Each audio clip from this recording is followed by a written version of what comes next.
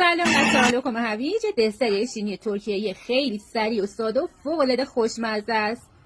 برای تهیه‌اش اول هویج رو پوستش رو بگیرین، خورد کنین، بریزین داخل قابلمه با آب بپزه. وقتی کاملا پخت و نرم شد تا داغه همراه با همون آب باقی مونده‌اش داخل مخلوط کن بریزین. به همراه شکر، گلاب، هل و وانیل و آب میکس کنید کاملا پوره بشه. بعد بهش نشاسته ذرت هم اضافه میکنیم. من یه مقداری کمی رنگ کردم و میکس میکنیم داخل قابلمه میریزیم. روی حرارت ملایم مرتب هم میزنیم تا به غلظت برسه. به این غلظت که رسید آماده است خاموش کنید. یه قالب رو چرب کنید، مایع لکم داخلش بریزیم، بذارید داخل یخچال چند ساعت بمونه کاملا به این حالت سفت بشه و خودش رو بگیره. روی سطح کار نارگیل یا آرد بپاچین و لکم رو روش قرار بدین. تمامش رو به نارگیل یا آرد آغشته کنید و برش بدین.